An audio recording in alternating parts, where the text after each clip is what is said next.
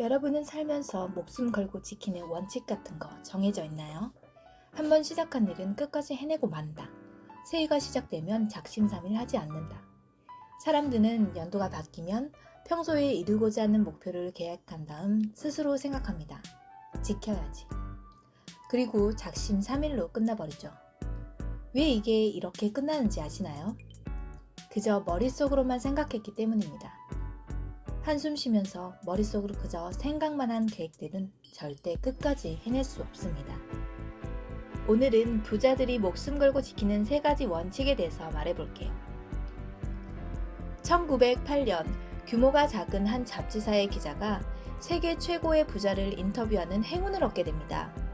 기자는 일생일대의 기회라 여기며 1분 1초도 아껴가며 최선을 다해 인터뷰를 하죠. 그런데 인터뷰가 거의 끝나갈 무렵 이 부자는 기자에게 뜬금없는 제안을 합니다. 내가 기자님께 다른 부자들을 소개해 줄 테니 그들에 대해 취재를 하고 글을 써보겠소? 그런데 그 일에 대한 대가는 없소. 게다가 몇십 년이 걸릴지도 모르는 일이요.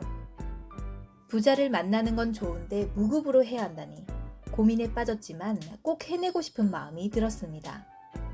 네, 해보겠습니다. 정확히 대답하는데 27초 걸렸네요. 3초만 더 걸렸어도 취소했을 겁니다. 이 이야기의 기자는 나폴레옹, 세계 최고의 부자는 철광왕 앤드류 카네기입니다. 이후 카네기로부터 무려 507명이나 되는 억만장자들을 소개받았고 10년이 되는 세월을 끝까지 해내겠다는 각오로 연구를 이어갔습니다. 물론 20년 동안 그 연구에 대한 대가는 없었고 힐은 먹고 사는 문제를 스스로 해결해야 했죠.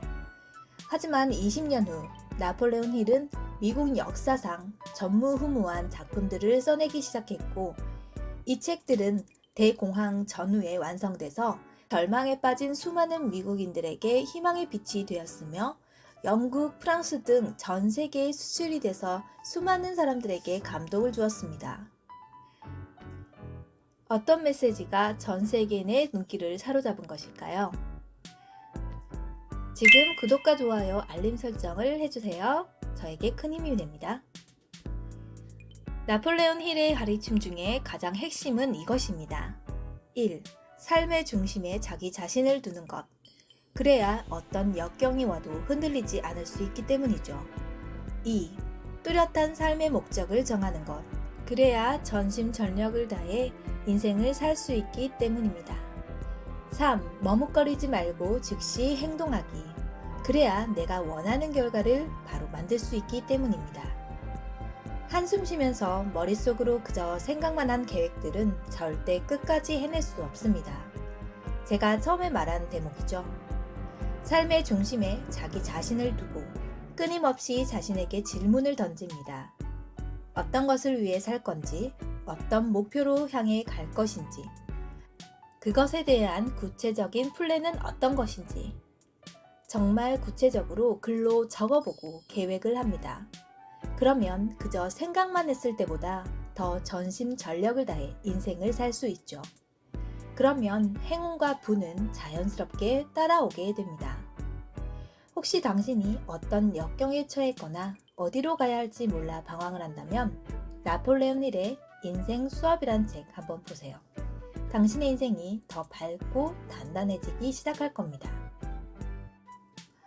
여러분이 하는 모든 일에 응원합니다.